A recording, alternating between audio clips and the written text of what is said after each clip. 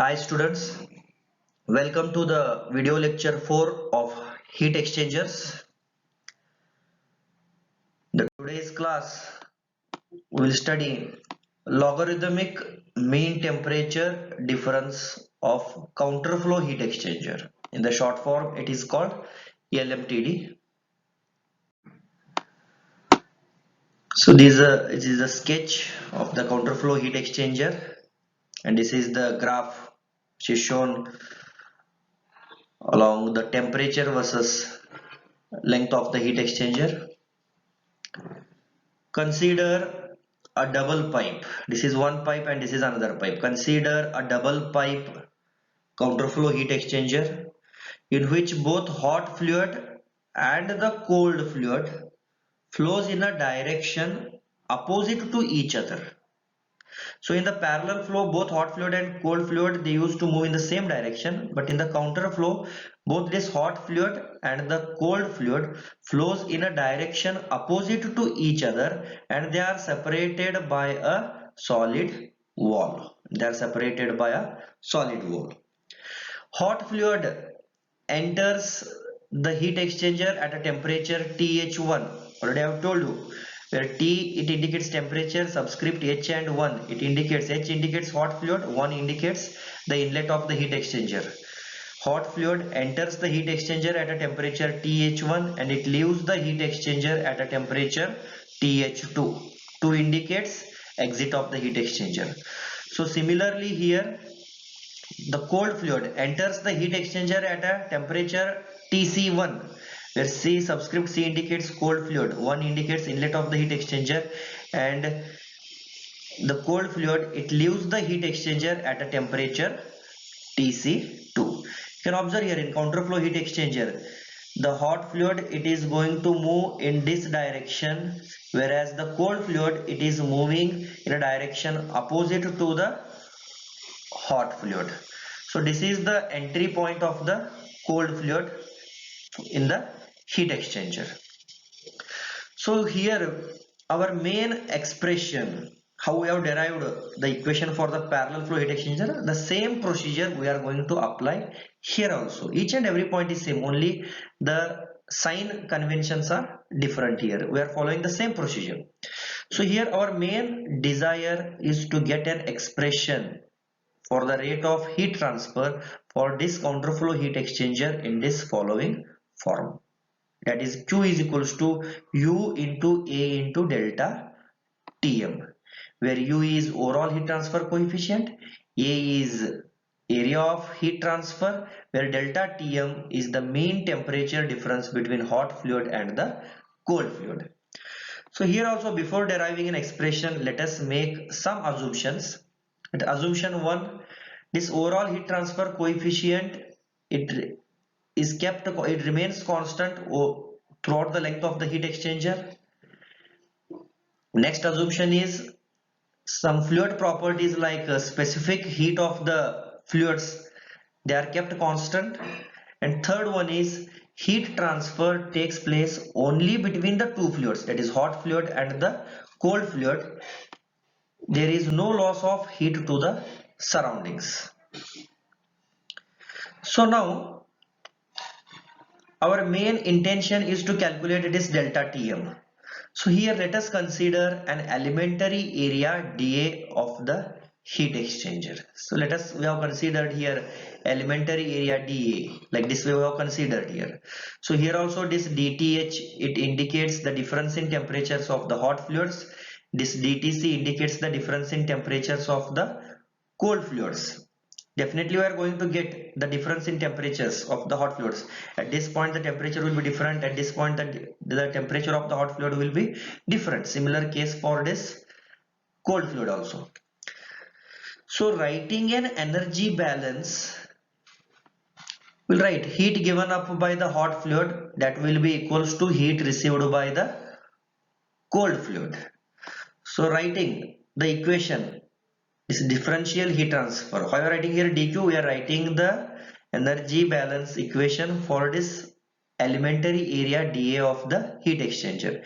It is dq is equals to mh into cph into dth, whereas For cold fluid, dq is given by mc into cpc into dtc. So for both the equations, we are putting negative sign in front of both these equations, because both the hot fluid and the cold fluid decreases the because the temperature of both the hot fluid and the cold fluid decreases and the fluid moves along the length of the heat exchanger. So in order to make heat transfer a positive quantity, here minus sign is introduced for both the equations. Let me call this equation as equation number 2. Now I can write the heat transfer for this elementary area dA in this form also. It is dq is equals to u into dA into th minus Tc, the modified form of this equation. So this equation we have written it for the entire heat exchanger, and this rate of heat transfer we are writing only for the elementary area dA. Here u is constant, that overall heat transfer coefficient is constant. So area, this becomes dA, we have considered dA elementary area, and dH, that is delta Tm, is nothing but difference in temperatures of the hot fluid minus difference in temperature of the cold fluid. Let me call this equation as equation 3. So from this equation 2, I can write dTh, that will be equals to minus dq by mh into cph, whereas dTc is equals to minus dq divided by mc into cpc. I have written this dTh and dTc equation from this equation 2. So already we have explained here. Now dTh is given by this term, dTc is given by this term from equation 2. It is the continuation of the previous slide. So I will write now dTh minus dTc, this equation minus this equation, dTh minus dTc, this will be equals to, so minus dq I will take common outside, so my equation will be 1 divided by mh into cph minus 1 divided by mc into cpc. So as I am doing the equation, this equation minus this equation, so minus minus minus, it becomes plus for that purpose. So if I will simplify it, so minus dq divided by mh into cph minus into minus plus, I'm going to get here plus dq by mc into cpc only. For that purpose I have taken minus dq sign, minus dq as common, so my equation remains same here. So now this equation I have written in this form, d is equals to T of h minus Tc, it will be equals to, so minus sign I have kept as it is. I have substituted the value of dq, where dq is given by u into dA into Th minus Tc. So again in the bracket this equation remains as it is, 1 divided by mh into cph minus 1 divided by mc into cpc. So this term I have taken in the denominator side. So d of Th minus Tc, same equation, this Th minus Tc term I have taken here. So equals to minus u into dA in the bracket 1 divided by mh into cph minus 1 divided by mc into cpc. Same equation I have written here. So let me call this equation as equation number 4. So if I integrate this equation 4 between the inlet and exit of the heat exchanger, that is between the limits 1 and 2, where 1 indicates inlet of the heat exchanger, where 2 indicates exit of the heat exchanger. So again similarly here also I will consider this Th minus Tc as x term. So integration of dx by x, it becomes log x, which is the limits 1 is to 2. So log of, here I will write here Th2 minus Tc1. See here, you clearly observe here in the parallel flow heat exchanger we have written here Th2 minus Tc2. Here we will not get like that way. Log of Th2 minus Tc1, because at the outlet of the heat exchanger we have written here Th2, temperature of the hot fluid at the exit of the heat exchanger. From the exit point only the temperature, the cold fluid is entering here. You can observe that Th2 minus Tc1 divided by Th1 minus Tc2. I think you have understood it. that will be equals to minus u into, so integration of dA will be a, which is the limits a equal to 0 to a equal to a. So if I substitute the limits also, we are going to get a term only, integration of dA as a. So these terms remains as it is, integration of 1 divided by mh bracket 1 divided by mh into cph minus 1 divided by mc into cpc. So let me call this equation as equation 5. So now similarly we'll write the total heat transfer for the entire heat exchanger. So if we are writing the equation for hot fluid, we'll write q is equals to mh into cph into th1 minus th2. So we have written dTh, that is difference in temperature of hot fluid for the elementary area. So we are considering here for the entire heat exchanger, so particular temperatures only will write here. Q is equals to mh into cph th1 minus th2. This is for hot fluid, whereas this equation is for cold fluid. Now from these two equations only I will write the values of mh into cph. mh into cph is given by q divided by th1 minus th2, whereas mc into cpc is given by q divided by tc2 minus tc1. So now I will substitute the values of mh into cph and mc into cpc values in equation number 5. So this equation remains as it is, log of th2 minus tc1 divided by th1 minus tc2. Equation remains as it is, minus u into a.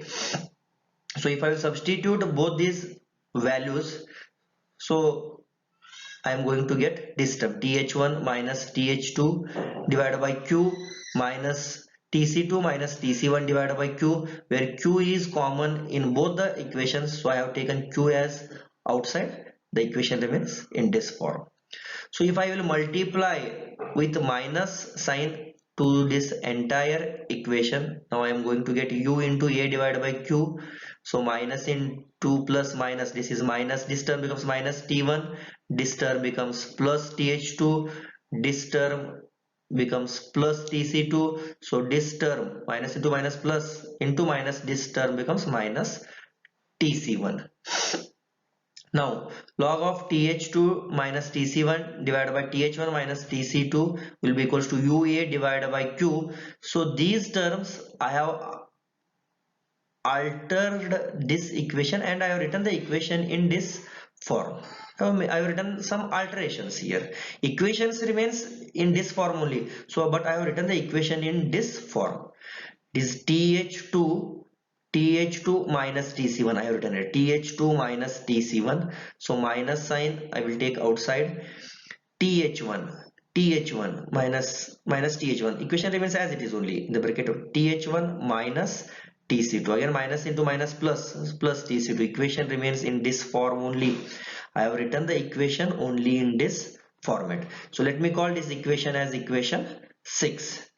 Now with this equation 6 only, I will write q is equals to u into a in the bracket th2 minus tc1 bracket complete minus again in the bracket th1 minus tc2 full bracket complete divided by this equation, log of th2 minus tc1 divided by th1 minus tc2.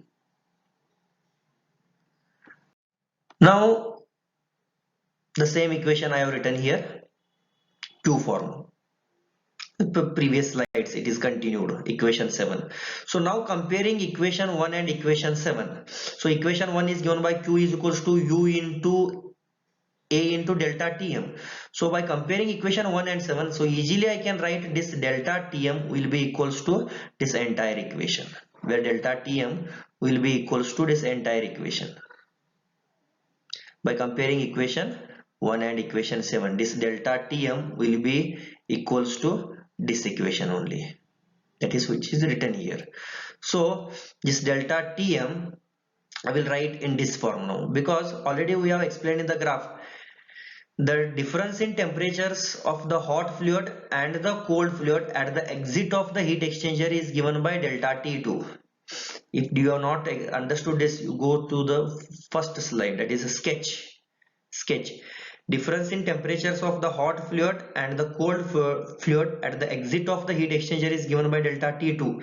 Similarly, difference in temperatures of the hot fluid and the cold fluid at the inlet of the heat exchanger is given by delta T1 divided by log of TH2 minus TC1 is given by delta T2, TH1 minus TC2 is given by delta T1. So as the temperature difference, it varies in a logarithmic manner, so this equation can be written in this form, that is LMTD, logarithmic mean temperature difference, is given by this equation. Same, delta T2 minus delta T1 divided by log of delta T2 divided by delta T1, or I can write this equation in this form also, whereas LMTD is equals to delta T1 minus delta T2 divided by log of delta T1 divided by delta T2. So this is the final expression for the logarithmic mean temperature difference for the counterflow heat exchanger.